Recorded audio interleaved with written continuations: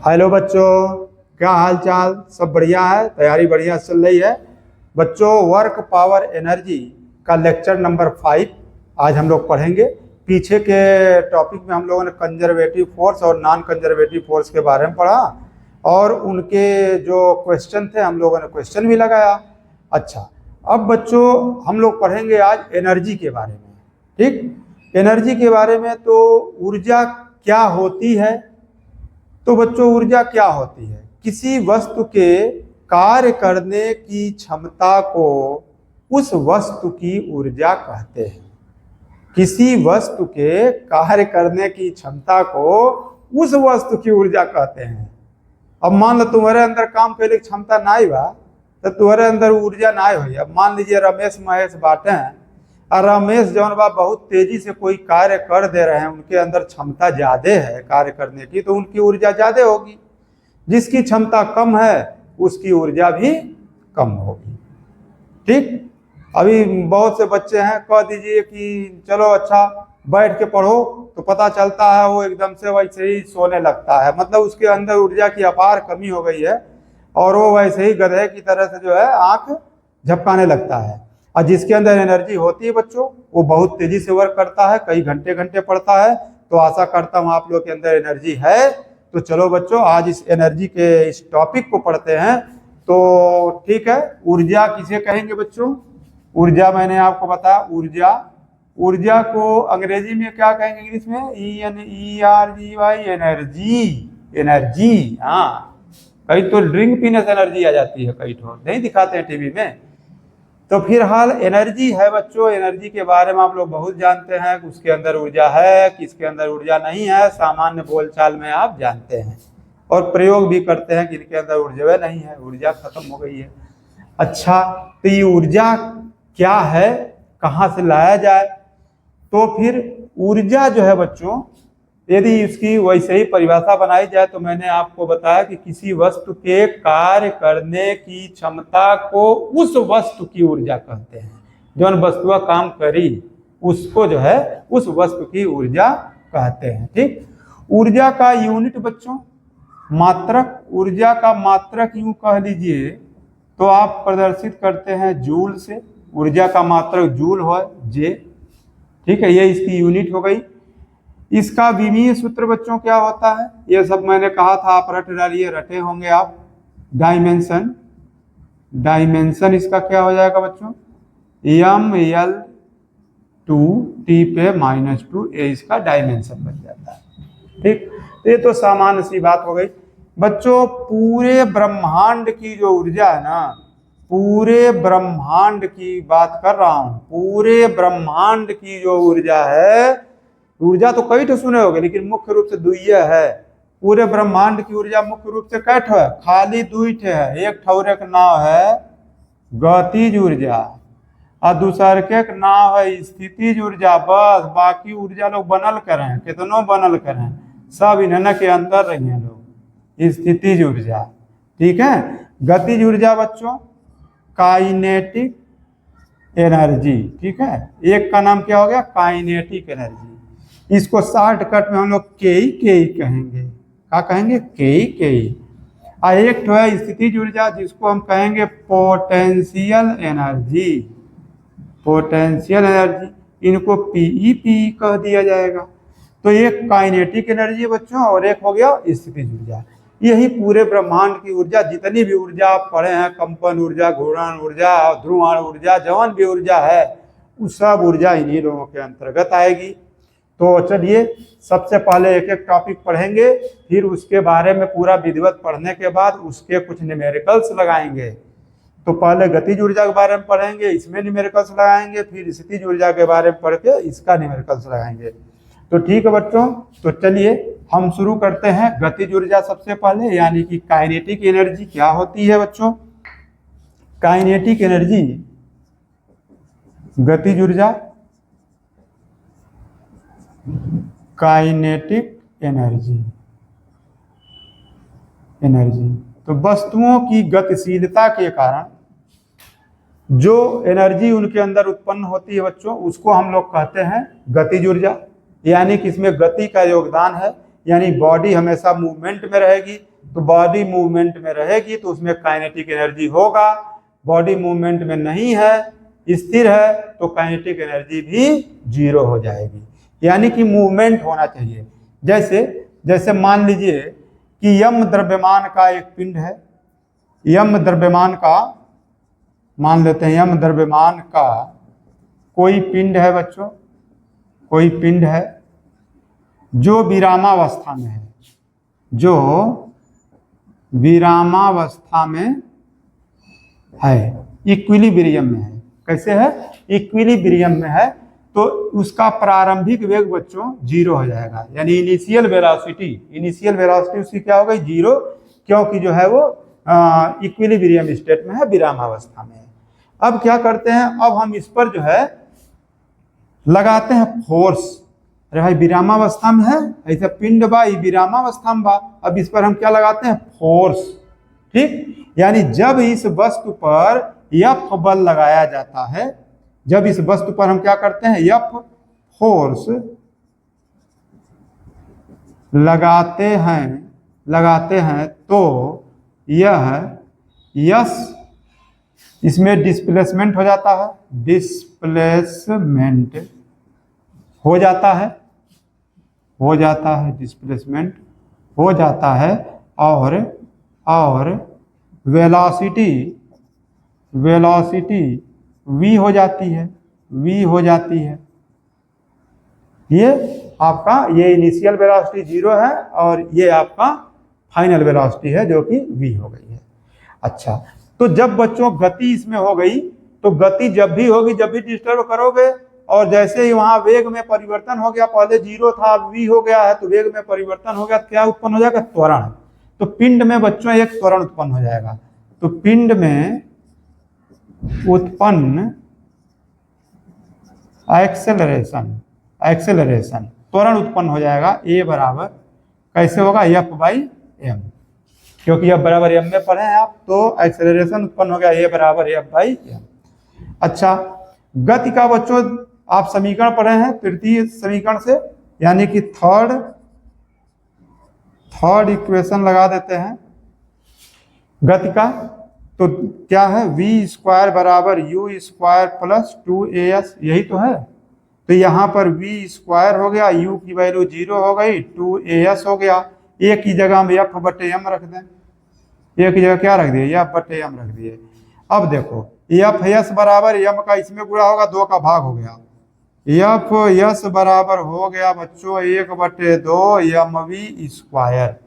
ठीक, यह जो है बल गुणे विस्थापन है, यानी फोर्स इंटू डिस्प्लेसमेंट है, जो कि फोर्स के डायरेक्शन में डिस्प्लेसमेंट हुआ है, तो इसको क्या कहते हो? वर्क कहते हो। तो बच्चों जो कार्य किया गया इसको यस डिस्प्लेसमेंट करने में, वही कार्य इसके अंदर गतिज ऊर्जा के रूप में संचित हो जाता है। जो आप कार्य किए हैं वही गतिज ऊर्जा के रूप में संचित हो जाता है। इसलिए बच्चों इसकी गतिज ऊर्जा जो होगी, यानी कि इसकी काइनेटिक एनर्जी हो जाएगी K बराबर 1/2 mv²। ये तो साधारण सी बात रही कि काइनेटिक एनर्जी जब भी हम निकालते हैं तो 1/2 mv² से निकालते हैं। जो यह कार्य हमने किया है वही कार्य इस गतिज ऊर्जा के रूप में सेटअप हो गया है। ठीक, तो फिर बच्चों फिर इसका जन्म होता है कि कार्य हमने किया वह ऊर्जा के रूप में संचित हो गया। जो कार्य हमने किया ऊर्जा में संचित हुआ, तो यह परिवर्तन हो कैसे रहा है? तो इसके लिए हमें पढ़ना पड़ेगा कार्य ऊर्जा प्रमेय, वर्क एनर्जी थ्योरम। ओके, तो चलो पढ़ते हैं वर्क एनर्जी थ्योरम। ठीक है, ये तो काइनेटिक एनर्जी निकाल दिया गया। ये सब साधारण, अभी सब साधारण चल रहा है, धीरे धीरे असाधारण होगा बच्चों। तो कार्य ऊर्जा प्रमेय के लिए आपको पहले मैं साधारण सा बताऊंगा कि कार्य ऊर्जा प्रमेय पहले है क्या, फिर उसके बाद हम लोग वेरिएबल फोर्स के लिए प्रूफ करेंगे। पहले हम बिना वेरिएबल फोर्स के लिए, यानी कि कांस्टेंट फोर्स के लिए पहले कार्य ऊर्जा प्रमेय लगाएंगे, फिर उसके बाद वेरिएबल फोर्स के लिए कार्य ऊर्जा प्रमेय को सिद्ध करेंगे। ठीक, अब यह है कि कार्य ऊर्जा प्रमेय होता क्या है बच्चों। ठीक है, तो पहले यहां लिख दो कार्य ऊर्जा प्रमेय, आप लोग भी नोट कर लेंगे। कार्य ऊर्जा प्रमेय। ठीक है, कार्य ऊर्जा प्रमेय क्या बोलेंगे? कार्य ऊर्जा प्रमेय को वर्क एनर्जी और थ्योरम। वर्क एनर्जी थ्योरम, ये हो गई कार्य ऊर्जा प्रमेय। ठीक है बच्चों, तो कार्य ऊर्जा प्रमेय बच्चों यह कहता है कि जितने भी फोर्स लग रहे हो किसी बॉडी पर, जितने भी फोर्स लग रहे हो, सबका वर्क डन निकालिए और वह बराबर होगा चेंज इन काइनेटिक एनर्जी के। कितना अच्छा सूत्र है ना, चेंज इन काइनेटिक एनर्जी के। किसी वस्तु पर आप बल लगाइए, अरे भाई कोई वस्तु हो, हाँ मान लो कोई भारी भरकम वस्तु हो, हाँ कोई रावण ही हो, घोड़ा से खिंचवाइए, हाथी से खिंचवाइए, या किसी और चीज बुलडोजर से खिंचवा दीजिए भाई, तो जितने भी फोर्स लग रहे हैं, ठीक, यानी कि जितने फोर्स लग रहे हैं उनके द्वारा किया गया वर्क डन किसके बराबर होगा? वह कार्य, वह होगा चेंज इन काइनेटिक एनर्जी के। उस वस्तु में जितना काइनेटिक एनर्जी में चेंजिंग होगा, काइनेटिक एनर्जी चेंजिंग का मतलब कि के जो है काइनेटिक एनर्जी फाइनल कितना है और माइनस इनिशियल कितना है। तो बस बच्चों इसका मतलब बहुत आसान सा इसका हमको मिल गया कि क्या मिल गया आपको? Work done by all forces. ठीक है बच्चों, work done by all forces on the body. ठीक, work done by all forces on the body is equal to change in kinetic energy, change in kinetic energy of the body. बस कितना सुंदर सा हो गया ना, work done by all forces on the body is equal to change in kinetic energy of the body. किसी भी वस्तु पर लगाए गए सभी बलों द्वारा किया गया कार्य उस वस्तु में गतिज ऊर्जा के परिवर्तन के बराबर होता है। ठीक, अब ये समझ में आया कि ऑल फोर्सेस कौन कौन है भैया? ये ऑल फोर्सेस का है, नहीं ऑल फोर्सेस का है। तो ऑल फोर्सेस का मतलब है बच्चों, अच्छा चलो इसको समझा देते हैं। ऑल फोर्सेस से आप क्या समझते हैं?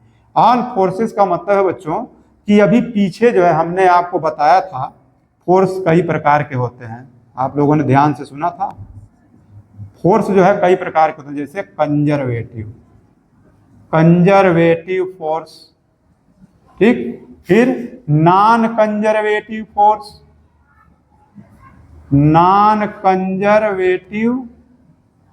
फोर्स, जैसे आपको बताए थे फ्रिक्शनल फोर्स, नहीं बताए थे सब? फ्रिक्शनल फोर्स बताए थे। और नई जानकारी है तो फिर आप work power energy lecture number 4 by engineer BK sir, उसको देखिए। और कंजर्वेटिव फोर्स में क्या बताए थे? ग्रेविटेशनल फोर्स, ये सब है। फिर उससे मतलब नहीं, हमको कंजर्वेटिव फोर्स हो गया, नॉन कंजर्वेटिव फोर्स हो गया बच्चों। और कौन सा फोर्स होता है? इंटरनल फोर्स हो गया, जो अंदर से लगता है, आंतरिक बल। और एक्सटर्नल फोर्स माने बाह्य बल। तो ये जितने भी बल हैं इन्हीं को बच्चों ऑल फोर्सेस कहते हैं। ठीक है, तो इन जितने फोर्स लग रहे हैं इन सभी फोर्सों के द्वारा किया गया वर्क डन उस वस्तु में चेंज ऑफ काइनेटिक एनर्जी के बराबर होता है, चेंज इन काइनेटिक एनर्जी के बराबर होगा। ये जितने फोर्स हैं इस सभी फोर्स का वर्क डन ये बराबर क्या होगा? वही change in kinetic energy of the body. बस यही है बच्चों कार्य ऊर्जा प्रमेय। अब इसी को हम लोगों को प्रूफ करना है, ठीक। तो सभी फोर्स का वर्क डन का मतलब ये क्या है? W conservative plus W non conservative, नहीं कंजर्वेटिव, फिर W नॉन कंजर्वेटिव, फिर W इंटरनल, फिर W एक्सटर्नल, और कोनो छूटल होगा तो वह पूरा जा डॉट। डट डट कह दे और जना जने होगा सबकर वर्क डन जोड़ देंगे और यह बच्चों बराबर होगा change in kinetic energy. Change in kinetic energy तो बहुत आसान सा है, सभी फोर्स का वर्क डन जोड़िए और चेंज इन काइनेटिक एनर्जी कर दीजिए। चेंज इन काइनेटिक एनर्जी निकालोगे कैसे?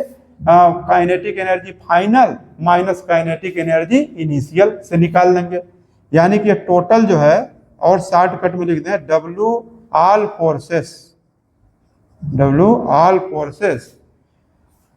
इज इक्वल टू, यानी work done all forces is equal to, यहाँ पे kinetic energy final minus kinetic energy initial बच्चों, इनिशियल। ठीक है, kinetic energy final minus kinetic energy initial कर देंगे तो यह एक फार्मूला आपके जेहन में आ जाएगा। अब मान लीजिए कि हम बहुत छोटा सा कार्य करना चाहते हैं, बहुत सूक्ष्म वर्क डन करना चाहते हैं, very small work done by all forces, very small work done by all forces, सारे फोर्सेस मिलके बहुत छोट का वर्क डन किए, DW कर दिए, DW ऑल फोर्सेस। ठीक है, DW ऑल फोर्सेस कर दिए, यानी कि बहुत छोटा सा कार्य किए। तो भैया जब बहुत छोटा सा कार्य किए है ना तो काइनेटिक एनर्जी में चेंजिंग भी बहुत छोटा सा होगा। जब छोटका कार्य किए हैं तो काइनेटिक एनर्जी में भी चेंज क्या होगा? Very small change in kinetic energy. ठीक, अब इसी को बच्चों हम लोग प्रूफ करते हैं। तो प्रूफ हम लोग दो प्रकार से कर लेंगे, एक ऐसे फोर्स के लिए जो कि मतलब कि वेरिएबल नहीं है, कांस्टेंट है, ऐसे फोर्स के लिए निकालेंगे, फिर वेरिएबल फोर्स के लिए निकालेंगे। ठीक, तो आप लोग तैयार हो जाइए, फिर निकालते हैं। ठीक है, ओके। हाँ तो बच्चों अब हम लोग कार्य ऊर्जा प्रमेय को प्रूफ कर लेते हैं। तो कार्य ऊर्जा प्रमेय दो प्रकार से प्रूफ किया जाएगा। कार्य ऊर्जा प्रमेय को यानी वर्क एनर्जी थ्योरम, तो पहला हम लोग जब वह फोर्स कांस्टेंट है ना, फोर्स क्या है? कांस्टेंट है बच्चों, और एक बार फोर्स वेरिएबल है तब पे हम प्रूफ करेंगे। ठीक है, तो फोर्स कांस्टेंट है, इस पर हम लोग प्रूफ करते हैं पहले। तो इसके लिए हम लोग मान लेते हैं कि मान लिया बच्चों कि यम द्रव्यमान की कोई वस्तु है, यम द्रव्यमान यानी मास की कोई वस्तु है, कोई वस्तु है। ठीक है, और यह u वेग से गतिशील है, u वेग से गतिशील है, गतिशील है बच्चों, मतलब इसका इनिशियल वेलोसिटी u है, u वेग से यह मूव कर रही है, u वेग से मूव कर रही है। जब हम इस पर फोर्स लगा दिया, अब u वेग से जा रही है, धीरे धीरे जा रहे, तब तक आपने थोड़ा फोर्स लगा दिया, वो धीरे धीरे जा रही तब तक आपने फोर्स लगा दिया, फोर्स लगा दिया बच्चों, तो उसके मूवमेंट में वृद्धि हो जाएगी। तो u वेग से वह गतिशील था, इस पर F फोर्स लगाने पर, F फोर्स लगाने पर इसका जो वेग था ना बच्चों, u से बदल कर चेंज होकर, u से चेंज होकर क्या हो गया? v हो जाता है, u से v हो गया। और वस्तु जो है, वस्तु s दूरी विस्थापित हो जाती है। ठीक है, s डिस्प्लेसमेंट हो जाता है, इतना काम हो गया। वस्तु चुपचाप जा रही थी अपना आराम से, यार यम द्रव्यमान की वस्तु चुपचाप जा रही थी, लेकिन आपने फोर्स लगाया, फोर्स लगाया भैया तो आपने वर्क कर दिया। तो हमको यही तो प्रूफ करना है कि जो फोर्स हमने लगाया है उसके द्वारा जो वर्क डन होगा वो चेंज ऑफ काइनेटिक एनर्जी के बराबर होगा। तो चलो बच्चों चेंज करते हैं। तो सबसे पहले कि आपने बल द्वारा क्या कार्य किया, बल द्वारा किया गया कार्य बच्चों, बल द्वारा किया गया कार्य मतलब वर्क डन बाय फोर्स, कितना हो गया बताओ, W इज इक्वल टू भाई बल गुणे डिस्प्लेसमेंट, फोर्स इंटू डिस्प्लेसमेंट, ये तो बहुत आसान है। या यह हो गया बच्चों W is equal to MAS, चूंकि इसको समीकरण नंबर 1 मान लो, F बराबर क्या होता है M इंटू ए, पढ़ाया है सबने। तो ये W बराबर MAS हो गया बच्चों, यही वर्क डन है। ठीक है, ये ध्यान रखना कि ये फोर्स द्वारा किया गया वर्क डन यही है। अब चेंज ऑफ काइनेटिक एनर्जी के बराबर होगा, कैसे होगा अब देखते हैं। तो आपको बच्चों पुनः चलते हैं गति के समीकरण से। गति के समीकरण से equation of motion, equation of motion क्या था, v स्क्वायर बराबर u स्क्वायर प्लस 2as, ऐसा था। अब बच्चों इसमें हम लोग कर देते हैं कि m/2 से सब में गुणा कर देते हैं। m/2 से क्या करें, सब में गुणा कर दें। ठीक है, तो m/2 से गुणा करेंगे तो यहाँ पर हो जाएगा 1/2 mv square, 1/2 mu square plus 1/2 m into 2as। तो ये 2 से 2 बच्चों कट जाएगा, तो यह MAS आ गया। MAS बराबर बच्चों क्या आ जाएगा, 1/2 mv square minus 1/2 mu square. अब ये MAS क्या है, देखिए work done, total work done by force. तो ये वर्क डन बराबर हो गया, ये क्या है काइनेटिक एनर्जी, ये V2 कहाँ लिख दे भाई, V है। तो यह जो है काइनेटिक एनर्जी है, कौन सी है काइनेटिक एनर्जी, फाइनल वाली है, फाइनल क्योंकि लास्ट में है काइनेटिक एनर्जी। ये कौन सी kinetic energy, initial kinetic energy. तो बच्चों इसका मतलब प्रूफ हो गया कि work done by all forces, work done by all forces is equal to change in kinetic energy. ठीक, तो ये तो हुआ जब हमारे पास जो है वेरिएबल फोर्स नहीं है तब के लिए है। ठीक, तो नोट कर लीजिए, यदि यही वेरिएबल फोर्स हो जाए तब क्या होगा। अब ये तो हो गया प्रूफ्ड ना, प्रूफ्ड लिख देते हो ना तुम लोग ऐसे। तो अभी यदि वेरिएबल फोर्स हो जाए तब बच्चों क्या होगा, इसको नोट करते हैं। चलिए अब हम वेरिएबल फोर्स मान लेते हैं। दूसरी कंडीशन इसकी है कि फोर्स क्या हो जाए, वेरिएबल हो जाए। अच्छा, तो वेरिएबल फोर्स के लिए आप लोगों ने वर्क डन पढ़ा हुआ है। ठीक है, यानी कि अब हमको कब प्रूफ करना है, अब हमको प्रूफ करना है यदि फोर्स क्या हो, वेरिएबल हो बच्चों, फोर्स वेरिएबल हो तब वर्क डन कितना होता है, तब वर्क डन होता है बच्चों W is equal to integration x1 to x2 और F इंटू dx। यही तो आपने पढ़ा है, F इंटू dx पढ़े भी हो, सवाल भी लगाए। अच्छा, अब फिर आगे कहानी क्या होगी, आगे कहानी ये होगी बच्चों कि F बराबर M में होता है, सब लोग जानते हैं। तो ये चीज फार्मूला हो जाएगा is equal to x1 and x2 और F बराबर MA होता है, तो MA dx हो जाएगा। अच्छा, अब ये ए का क्या लफड़ा है, ए का लफड़ा ये है बच्चों कि ए बराबर आपको पता है कि क्या होता है, dv/dt होता है, dv/dt होता है। अच्छा, तो इसमें थोड़ा जुगाड़ लगाएं, चूंकि x के पदों में है तो x के पदों में लाने की कोशिश करें। तो यह हो जाएगा a is equal to dv/dx कर देते हैं बच्चों, और यहाँ dx में dt, ऐसे कोई मान में अंतर नहीं आएगा क्योंकि dx का नीचे भी गुणा किया, ऊपर भी मल्टीप्लाई कर दिया। तो अब ये हो गया a is equal to dv/dx और इंटू dx बटे dt बच्चों, दूरी बटे समय, इसको आप वेग कहते हैं, चाल कहते हैं, तो v हो गया। तो इसका मतलब कि a की जगह हम लोग v dv बटे dx लिख सकते हैं। a की जगह क्या लिख सकते हैं, v dv बाई dx लिख सकते हैं। तो यहाँ पे रख दीजिए। अब वर्क डन क्या आ गया बच्चों, अब आ गया आपके पास work done W is equal to integration x1 x2, और यह देखो m है और a की जगह इतना भारी भरकम राशि लिखो v dv बटे dx। ये है, एक ही जगह ये भारी भरकम आपने रख दिया, एक ही यही कमाई है। हाँ, गया था विदेश, कमा के ही लाया है, तो लाया है तो यहाँ रख दो।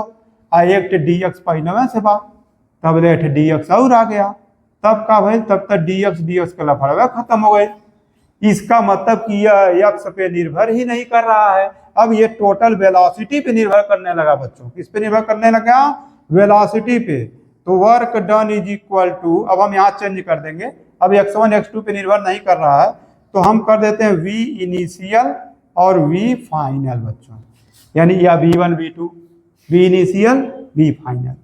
और कौन बचा है? m का तो कोई इंटीग्रेशन होगा नहीं, तो m को बाहर निकाल दीजिए चुपचाप, v dv हो गया बच्चों, v dv। अच्छा, अब क्या होगा? अब आपको पता है क्या होगा? क्या होगा? यम तो बाहर में रह जाएगा, लेकिन इसका इंटीग्रेशन करोगे v का तो v स्क्वायर बाई 2 हो गया, है ना? हाँ, मंद मंद मुस्कुरा रहे हो कि v स्क्वायर बाई 2 हो गया। अब ऊपर हो गया v फाइनल और नीचे हो गया v इनिशियल बच्चों। तब ये क्या हो जाएगा? अब एक जगह v फाइनल रखोगे, एक बार यहाँ v इनिशियल रखोगे, तो हो जाएगा m और v फाइनल का square by 2 minus v initial का स्क्वायर बाई 2 हो गया बच्चों। तो w बराबर क्या आ गया? आ गया 1/2 m इंटू वी फाइनल का square minus 1/2 m v initial का स्क्वायर बच्चों। यह देखा है आपने, यानी कि w इज इक्वल टू आ गया बच्चों K F final kinetic energy minus K I यानी कि इनिशियल काइनेटिक एनर्जी। तो इनिशियल काइनेटिक एनर्जी और ये क्या हो गया? Final kinetic energy.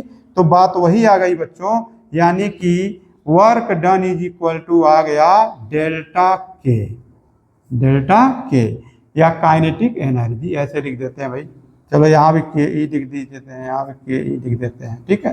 तो के E F K E kinetic energy ये फाइनल और काइनेटिक एनर्जी इनिशियल। आ गया समझ में? फिर से देखिए, work done by all forces is equal to change in kinetic energy. यहाँ पे प्रूफ हुआ कि नहीं प्रूफ हुआ?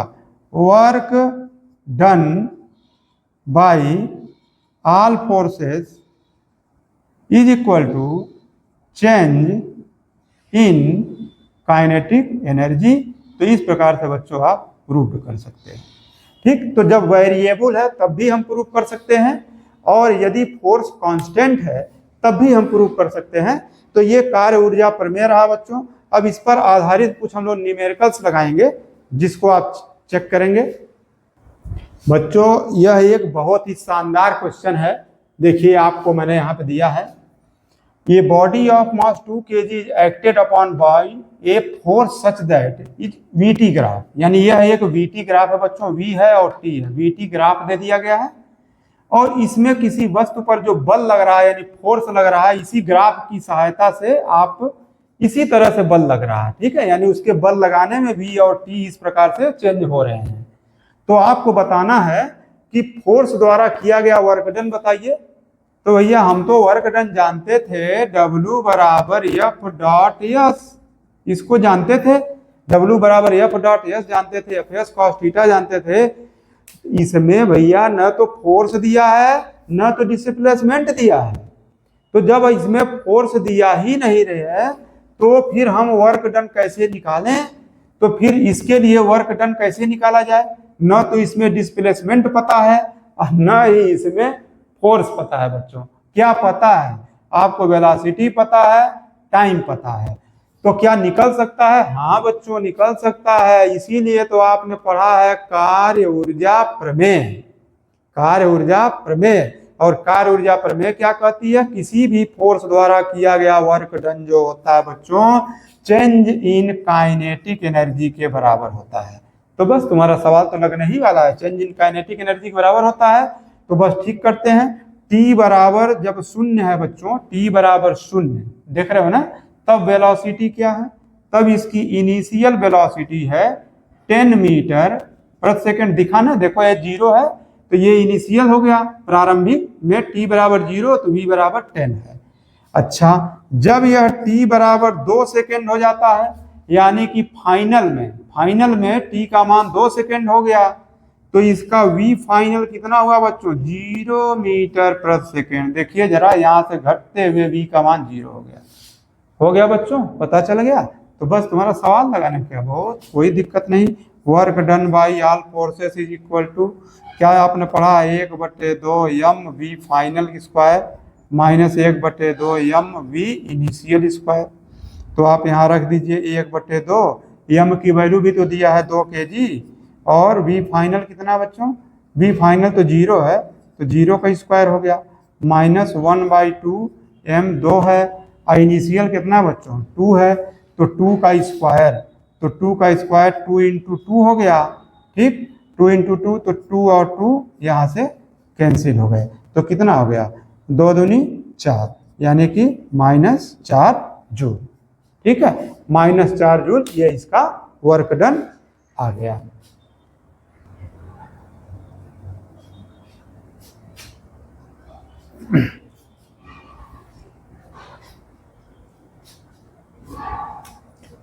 -1/2 और m की वैल्यू 2 kg, और v इनिशियल कितना बच्चों? 10 है, तो 10 का आप कर दीजिए स्क्वायर, यानी 10 × 10, 10 हो गया, 10 हो गया, तो 2 कट गया, 0 आ गया, 10 गया, तो -100 जूल आ गया बच्चों, -100 जूल आ गया। ठीक, तो इस प्रकार से सवाल लग गया, सवाल में कोई दम नहीं।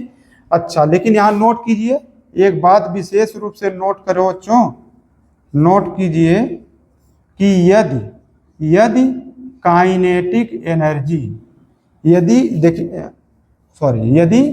वर्क डन, यहाँ आया ना निगेटिव, वर्क डन निगेटिव आ गया, ठीक, यदि वर्क डन पॉजिटिव आता है तो काइनेटिक एनर्जी बढ़ेगी, एकदम नोट कर लो। वर्क डन पॉजिटिव आता है तो काइनेटिक एनर्जी बढ़ेगी, और इसी का उल्टा हो गया, वर्क डन निगेटिव आता है तब तो काइनेटिक एनर्जी घटेगी बच्चों, घट गई। देखो इसीलिए यहाँ घट रही है, काइनेटिक एनर्जी क्या है? घट रही है, तो इसीलिए क्या आ गया? निगेटिव आ गया। ठीक है, चलो नेक्स्ट क्वेश्चन करते हैं, थोड़ा इससे बलशाली।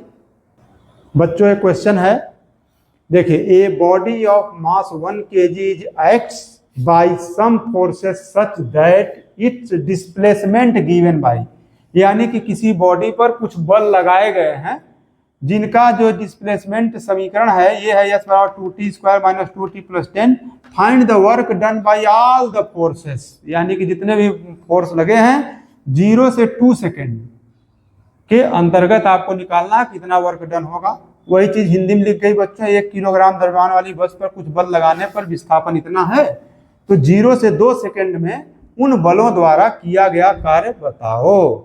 तो ठीक है, बता लेते हैं। तो हमारे पास तो अब W बराबर निकालने के लिए कोई जरूरी नहीं, हमको तो चाहिए W बराबर चेंज इन काइनेटिक एनर्जी, और ये बराबर क्या होता है? 1/2 M V final square minus 1/2 M V initial. ये तो बहुत आसान है। तो चलो पहले ये देखते हैं, पहले इसकी वेलोसिटी कैसे निकालेंगे बच्चों।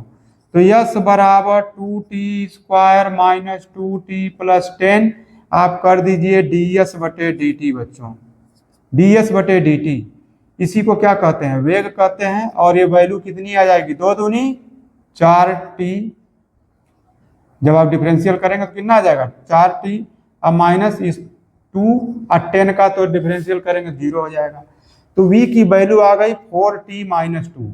अब हमको कब निकालना है? t बराबर 1 लेना है 0, तो t बराबर 0 समय पर v इनिशियल कितना हो जाएगा बच्चों? यहाँ पे 0 रखेंगे तो 0 में से 2 गया, -2 मीटर प्रति सेकेंड। अब t बराबर कै सेकेंड रखोगे? 2 सेकेंड रखोगे बच्चों, 2 सेकेंड है, 0 सेकेंड था। तो जब t बराबर 2 सेकेंड रखिएगा तब v फाइनल आप निकालिए, तो 2 रखिए, 2 चौके 8, 8 में से 2 गया बच्चों 6 मीटर प्रति सेकेंड हो गया। अब आप वर्क डन का फार्मूला लगाइए, W बराबर 1/2 M V final square minus 1/2 M V initial square. तो 1/2 m की वैल्यू कितना है 1 kg। v फाइनल बच्चों 6 है, तो 6 गुणे 6 लिख देना, 6 का स्क्वायर करना है। 1/2 m की वैल्यू 1 और v इनिशियल कितना -2, तो -2 का स्क्वायर करोगे तो -2 का स्क्वायर 4, अब माइनस गायब हो जाएगा। तो ये 2 दूनी 4 कट गया, और यहाँ पे बच्चों 2 3 6 कट गया, देखो तो 6 तरीक 18 माइनस और ये 2 हुआ, तो 18 - 2 बराबर 16 जूल। इस प्रकार से 16 जूल का वर्क डन किया गया आर्म फोर्सेस के द्वारा। तो बच्चों इस तरह से हम लोग जो है आप वर्क एनर्जी थ्योरम पर आधारित सवाल लगा लिए, ठीक है। लेकिन अभी कुछ और अच्छे सवाल हैं जो इस वीडियो में आ नहीं पाएंगे, क्योंकि वीडियो बहुत लंबी हो जाएगी।